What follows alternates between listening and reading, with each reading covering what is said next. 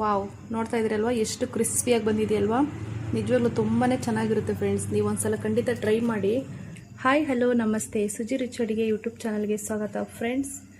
ಎಷ್ಟು ರುಚಿಯಾಗಿರುತ್ತೆ ಗೊತ್ತಾ ಈ ಚಕ್ಲಿ. ಹಾಗಾದರೆ ಬನ್ನಿ ಫ್ರೆಂಡ್ಸ್, ಈ ಸಿಂಪಲ್ ಆಗಿರೋ ಚಕ್ಲಿ ರೆಸಿಪಿನ ಹೇಗೆ ಮಾಡಿದೆ ಅಂತ ವಿಡಿಯೋ ನೋಡ್ಕೊಂಬರೋಣ. ಇದರಲ್ಲಿ 1.5 ಕಪ್ಪು ಹುರ್ಗಡ್ಲೆ ತೊಗೊಂಡಿದ್ದೀನಿ. ಸಾಕೆಷ್ಟು ರುಬ್ಕೊಬರೋಣ.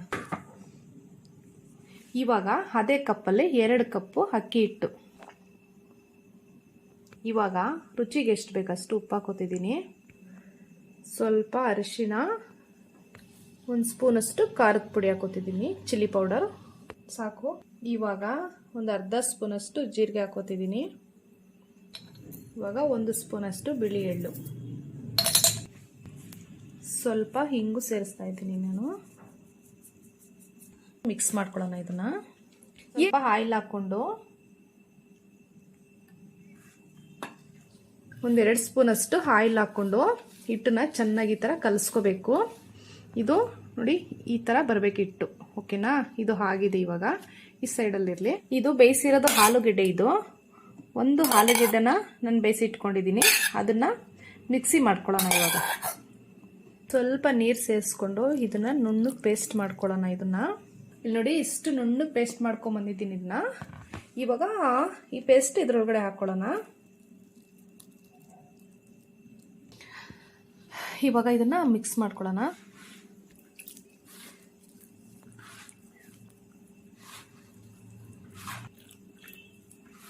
ಸ್ವಲ್ಪ ಸ್ವಲ್ಪನೇ ನೀರು ಬೇಕಂದ್ರೆ ಹಾಕ್ಕೊಳ್ಳಿ. ಗೊತ್ತಾಗುತ್ತೆ ಚಕ್ಲಿ ಹಿಟ್ಟು ಅದಕ್ಕೆ ಕಲಿಸ್ಕೋಬೇಕು ಇದನ್ನು ನಾವು, ಓಕೆನಾ. ನೋಡಿ ಫೈನಲ್ ಆಗಿ ಹಿಟ್ಟು ಈ ಅದಕ್ಕೆ ಕಲಿಸ್ಕೊಂಡಿದ್ದೀನಿ ನಾನು, ಓಕೆನಾ. ಇದು ಪರ್ಫೆಕ್ಟಾಗಿ ರೆಡಿ ಆಗಿದೆ. ಇವಾಗ ಚಕ್ಲಿ ಮಾಡೋ ರೋಲ್ಗೆ ಸ್ವಲ್ಪ ಆಯಿಲ್ ಹಚ್ಕೊಂಡಿದ್ದೀನಿ ನಾನು. ಇವಾಗ ಸ್ವಲ್ಪ ಈ ಥರ ಉಂಡೆ ಥರ ಮಾಡಿಕೊಂಡು ಇದರೊಳಗಡೆ ಹಾಕ್ಕೊಳ್ಳೋಣ.